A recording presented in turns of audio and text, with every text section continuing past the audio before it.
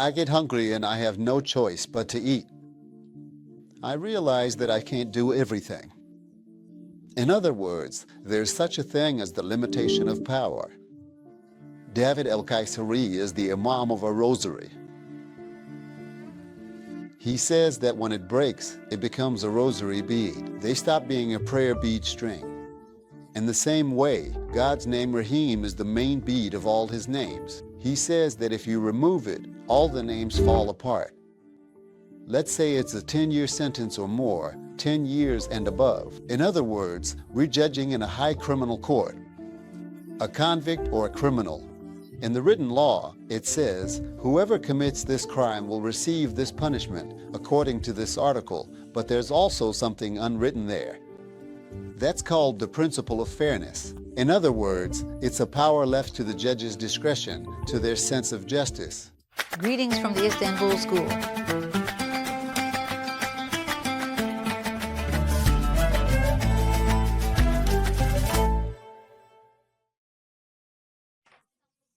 Hello to everyone. Dear viewers, today we will talk about the Night of Power, the Night of Destiny, in the context of the 4th verse of Surah Al-Qadr. Our guest is Professor Dr. Şaban Ali Düzgün. Hello, Professor. Hello. Professor, today is the Night of Power. We want to talk with you about the Night of Power. You also call it the Night of Might. You use the concept of might, which comes from the same root as power, Qadr. You say that this is a kind of transfer of power from God to us. How do you make this connection? How do you approach these concepts? First of all, I want to congratulate everyone on the Night of Power. I wish for it to be a night when goodness, kindness, and beauty are destined for all our viewers and for humanity. People always need such good intentions. But these days, we need them more than ever. After expressing that, perhaps we now have the opportunity to examine the surah from the perspective of it being a source of motivation that can create and bring about these acts of goodness and beauty, and in terms of transferring strength to us. As you mentioned in the introduction, Qudrat, power, and Qadr, destiny/night of power, come from the same root. Appreciation comes from the same root. Since it is the night of power, it is a night of destiny. But actually, it is the very night when the Quran, this message, first met with humanity. So, both in the book itself and in the being who showed the will to deliver that book to people, Allah, what is the motivation, the reason, the purpose for bringing it to humanity? When we ask that question, we can assign many purposes. In other words, when God communicates with people, He ultimately communicates through a message. And that message is contained within a book. Why did it meet with humanity? When we ask that question, many might say it was for this reason, that's why it was sent. But specifically speaking about tonight, we can very comfortably say that this communication took place so that a power, a force, could be transferred to humans. Because the Night of Power, there is a decree here. It talks about a much more distinct descent for this reason. In other words, this is a language we're not normally used to. The angel descends to the prophet. By spirit, Gabriel is meant. There, the message is what's intended. The word spirit refers both to the message itself, the angel who carries that message, and also to God, who sends that angel there. The word spirit is the main concept that drives this entire process. And on that night, these descend, the angels descend, but the spirit also descends. Spirit, wind, energy, and breeze all come from the same root. It is mentioned separately. Why do they descend? There's a transfer of power happening here. Even when we read it, we suddenly start to feel different. On that night, it's as if all the angels and the Spirit are among us. That strength and power somehow makes itself felt to us.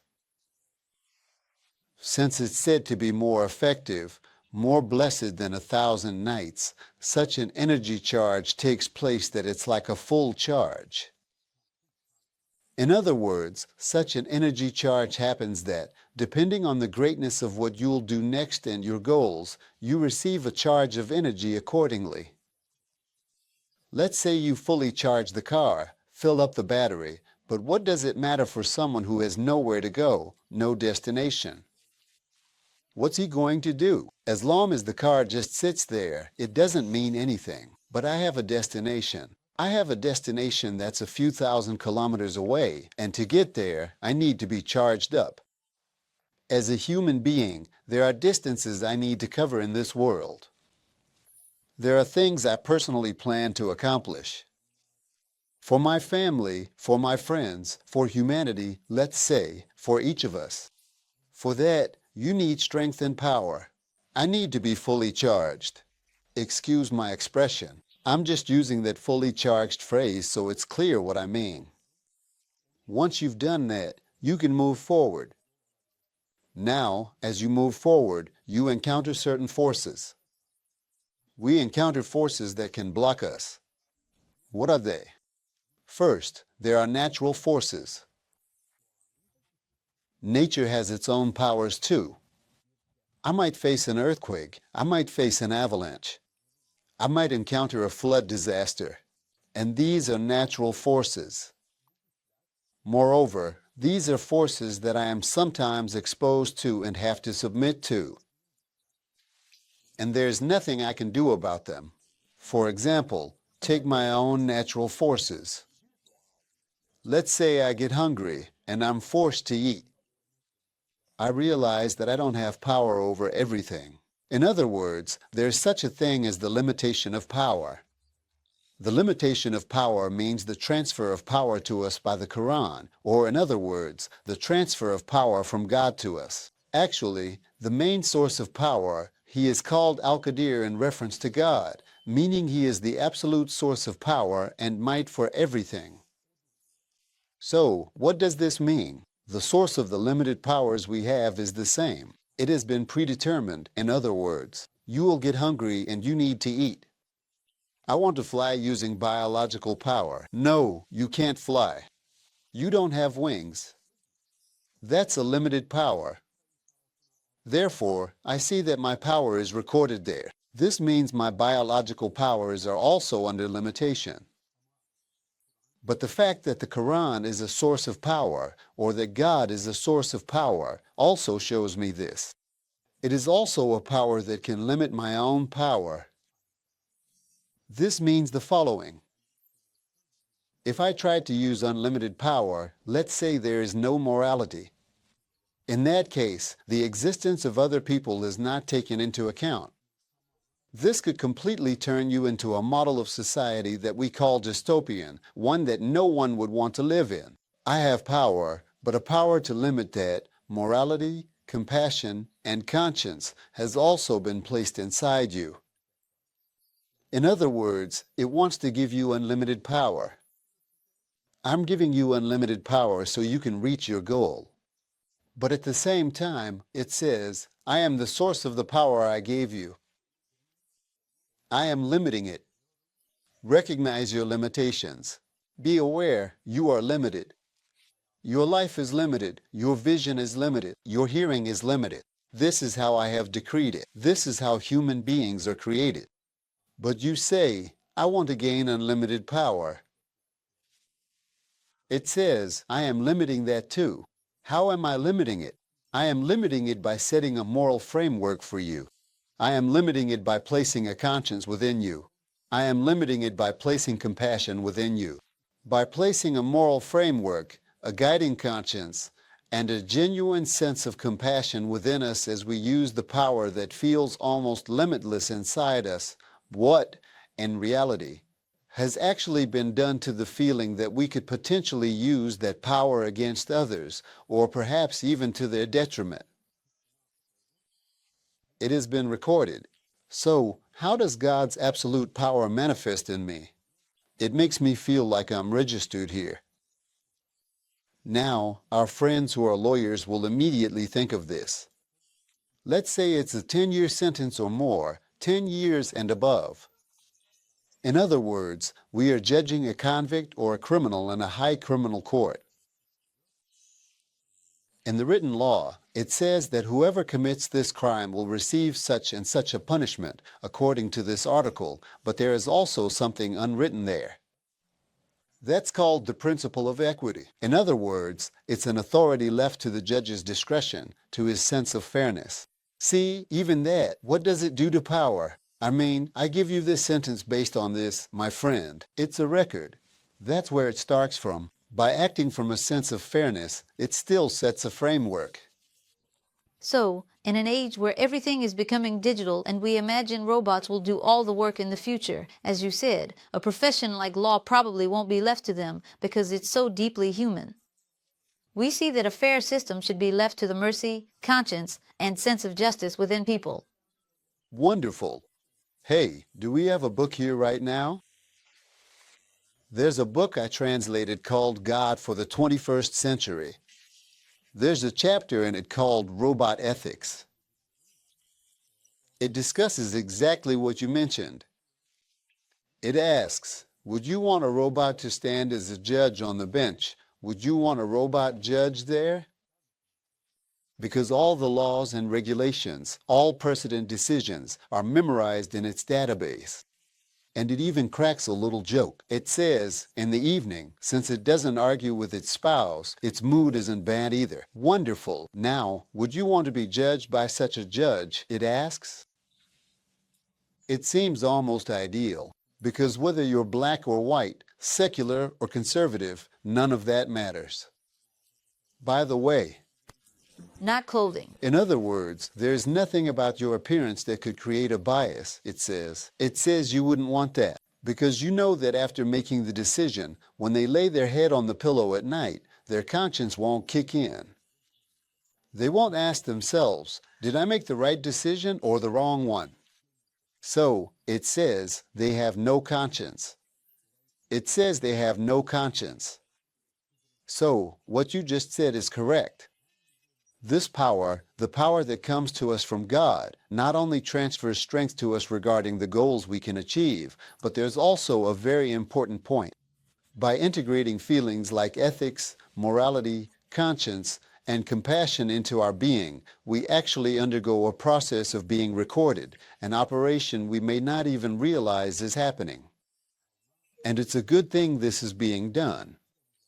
Otherwise, unfortunately, we see what happens to a world left entirely in the hands of people, how everything falls apart. So, we see that the Creator is a source of power, an infinite power that serves as a source for people, but at the same time, He has set limits on this by instilling certain structures within us.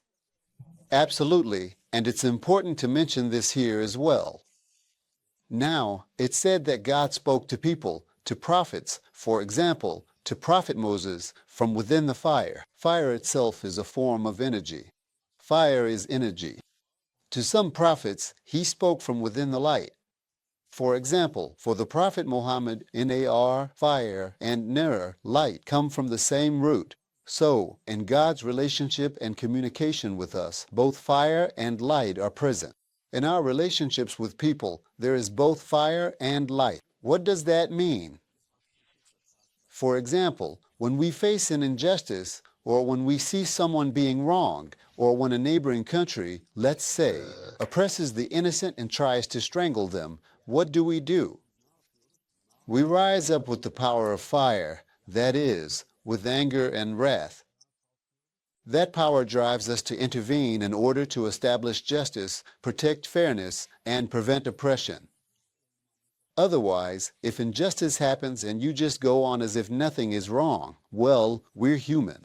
This anger is also a part of being human. Why does anger exist? It's called the spirit of Alperin here, or the chivalric spirit in the West. You pay attention to that fire so you can intervene in an event that doesn't even concern you personally. Sometimes God speaks from within the fire, depending on the situation. Energy comes as pomegranates. Sometimes it comes as light. There's no such situation there. You need to shine light to illuminate. You simply provide the information and say, let them find their own way. But in any case, Why? Here's the question. So, why does God and His message talk about a transfer of power from fire or from light? Okay. The whole point here in this communication is that a person's connection with God both empowers them to reach their goal, but at the same time, it also records their power. Because humans have a satanic side, and if it's not kept in check, it can throw the whole world off balance. Yes, unfortunately. You mentioned this here, Professor. So, you're saying that sometimes, within a person, there's also the drive to stand up against an injustice done to someone else. And actually, this is something far greater than just speaking out against an injustice done to oneself. To look out for someone else, to take action for them. Virtue. MHM. But here again, since we're evaluating what should be and what actually is separately, when we look at today, we see that this isn't very common, or sometimes it just doesn't happen. I mean, trying to fight for someone else's well-being. Because there's even a saying among us, like, don't let the witnesses see you. So unfortunately, there's this kind of anxiety. Unfortunately.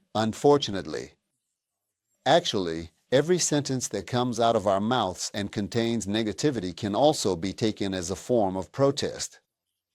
So, when you say things like, don't let the witnesses see you, that sentence itself bears witness to how inhumane the existing conditions have become. However, in the Quran, bearing witness is very valuable because it means you are helping to protect a right. But, unfortunately, it means that the person saying this must have experienced something negative. In summary, so, on the Night of Power, we talked about power.